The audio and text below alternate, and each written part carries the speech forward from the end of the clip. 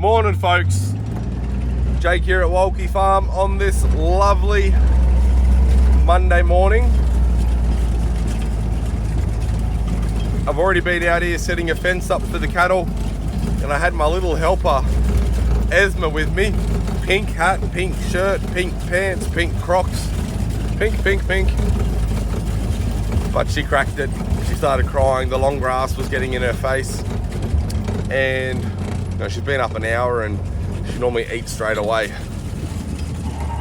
So I took her up to the house so that she can get a bit of brekkie. Hello, cattle.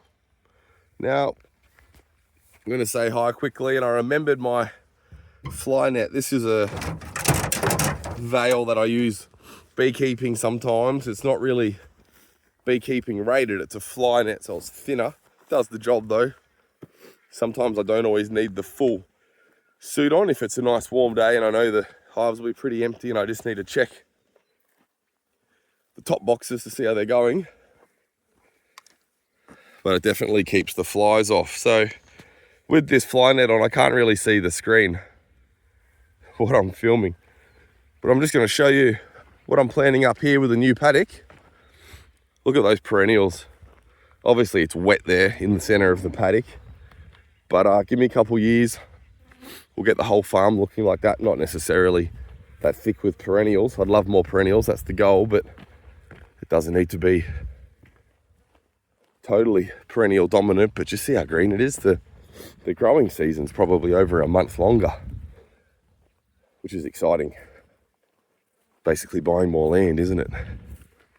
So I've had this laneway this way, which you would have seen in yesterday's paddock, and I'm going to set up a paddock going west here, and I'm going to chop this off here, and then we're going to start working up the hill. I've got a bit of a plan.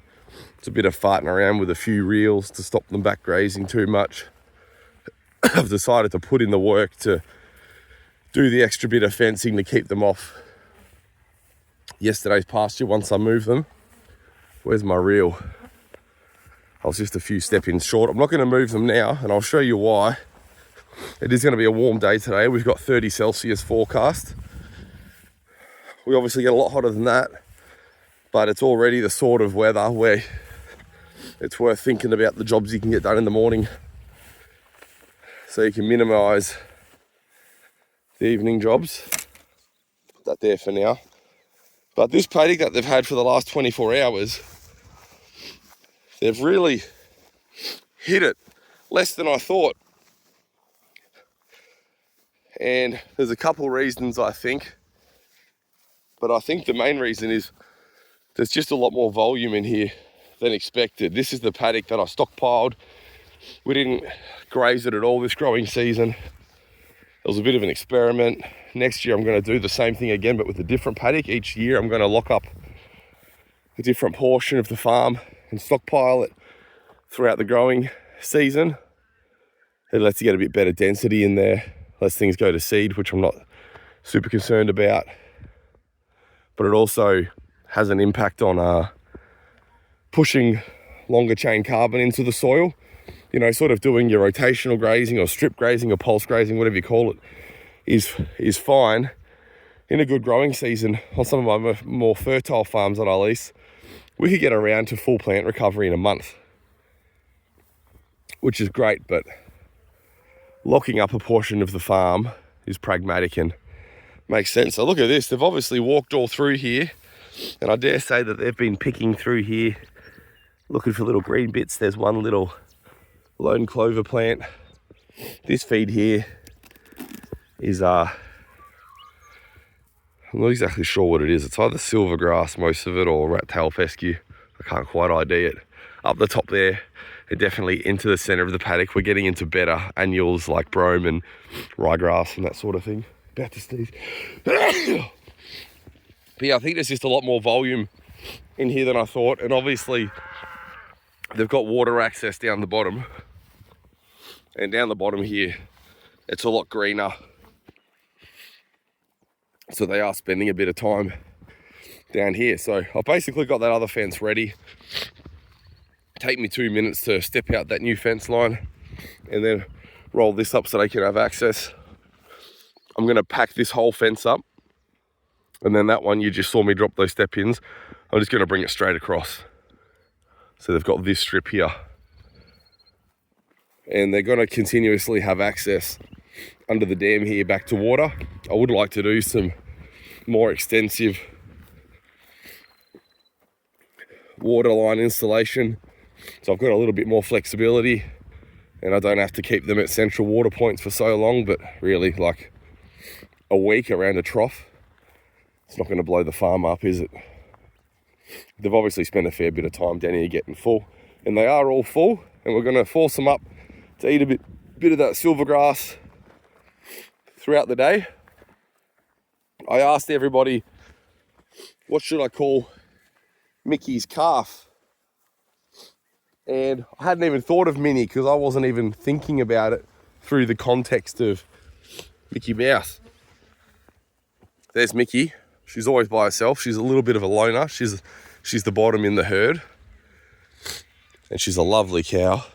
Can I have a scratch, darling? You gonna let me have a little pat? Show everyone online how nice you are? Not today, hey? Too much talking.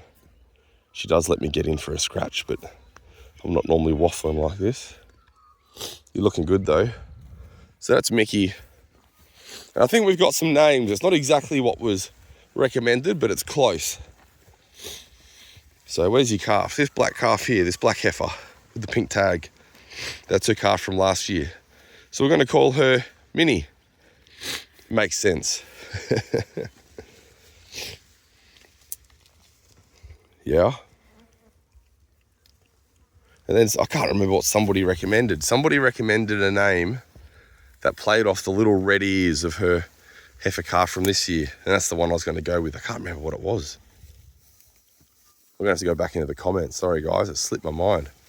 Isn't that a lovely little heifer though? Love those red ears. And she was born with like sort of red freckles all over her, but they're sort of disappearing. I think she's going to be predominantly white. But you never quite know. The colours change. How you going? You don't have a name either. That's Tamaliki's heifer. She's a purebred, so we're going to have to open the book. I might do a video later today showing you my couple and Goonie books and how we can open them up to look at names and such. You gonna let me have a little pat? Whoop. Got a lick. If you remember the video yesterday, you know, grass would have been halfway up the belly of that steer there. So they've obviously spent a good amount of time down here. Everyone's full. This is Gelato. She's a purebred. I traded her in. She's actually horned, but her horns were cut off before I got her. That's her little calf Scoop. You are more than due to calve, so could you please deliver the goods? Hey, darling? But she's fat and she's tiny. This heifer'd be, this cow here, she wouldn't weigh over 350. She's a small animal, which I love. Hey? I love that.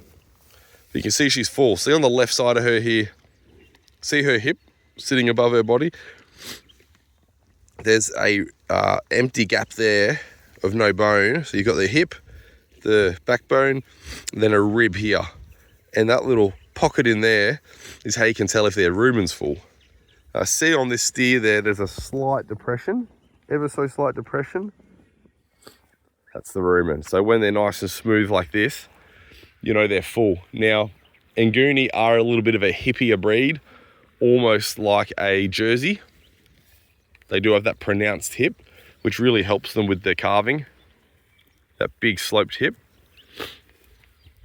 So you can see, you know, you might look at that and think because you can see that pronounced hip bone that they're not completely full, but that animal's full. And she's lovely. She's a second cross, an F2. This is actually out of the same crop of the heifer that I processed who calf died, little Molly. So I traded in 4 F1s a few years ago. And this one, the heifer that got processed, and 2 others were the first F2s. They came in calf. And they've all calved this year, no problem. You're nice and fat, you got a big gut on you. Here's one of the other ones, a bigger framed animal. Don't want them much bigger than that. That's about max for me. So that's one of them. Hey, looking slick. And this black one here, with this little calf. So I was pretty lucky that season. I traded in 4 F1 cows and I got 4 F2 heifers. I got girl, girl, girl, girl. Hey? I'll come down one morning with my shovel and I'll chip these burrs over. They've grown, the taproot's in the ground, doing their compaction, blow up, reducing compaction with that nice big taproot, bringing up minerals from deeper than what our annuals can reach. But before it flowers, I'm not saying you have to do this on your farm, but I do try to keep the farm easy to walk around for the kids and presentable for tours. And I also don't want to get too much of a bad name with the neighbours for being too much of a wacko.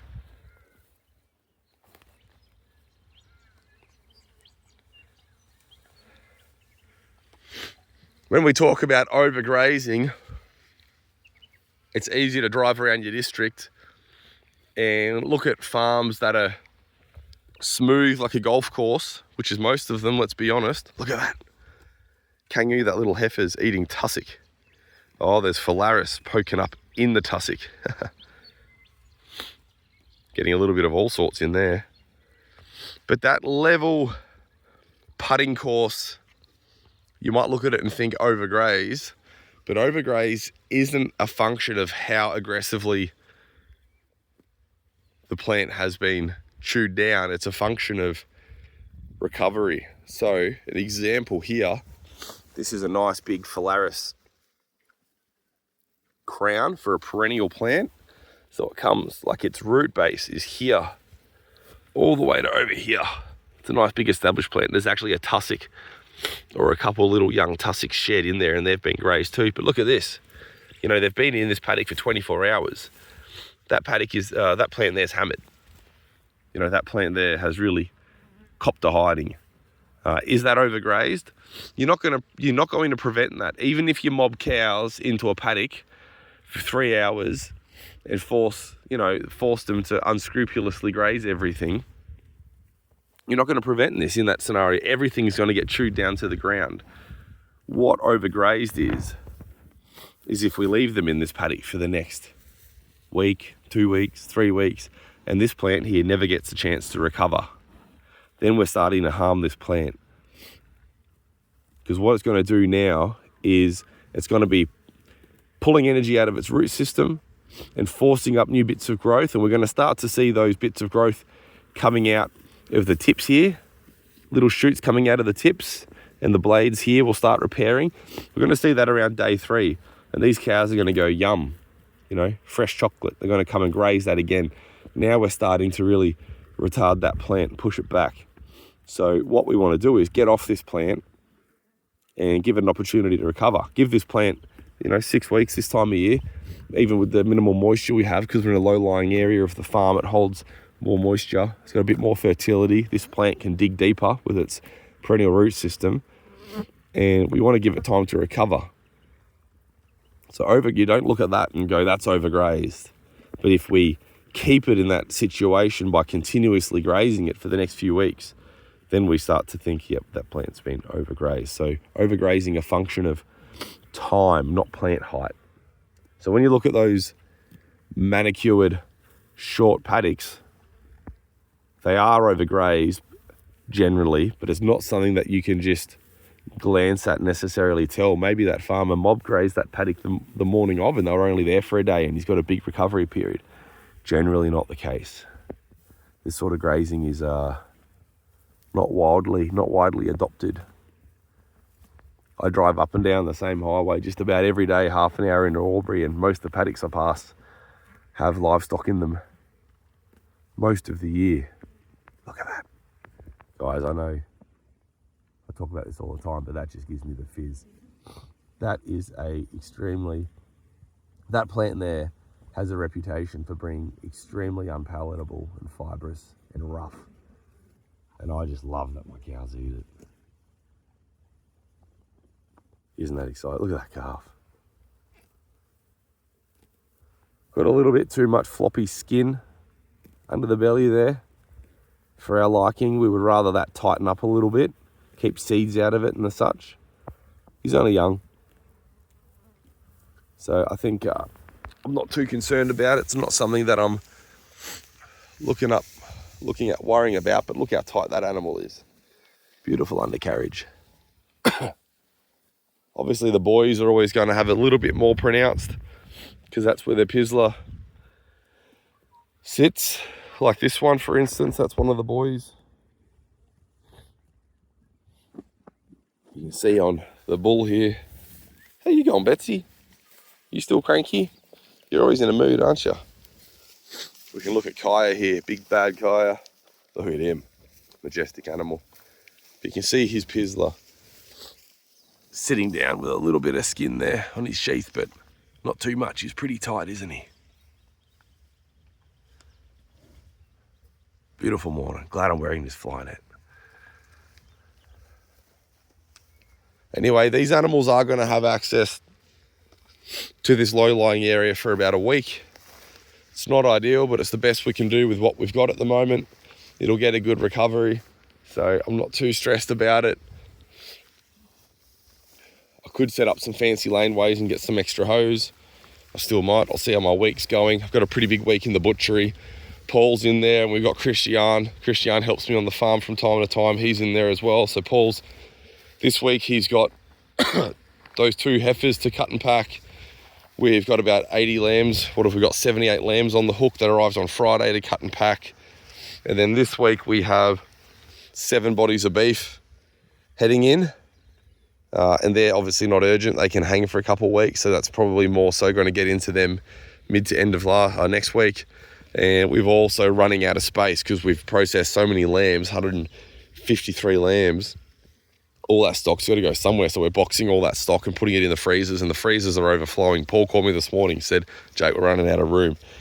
So I'm heading in there now. We've got shelves and shelves full of trim that we put aside when we're processing animals that aren't really human grade, in the sense that they're gristly and got ligaments and sinew, maybe some cartilage out of the lamb. So we box all that up and keep it separately, freeze it.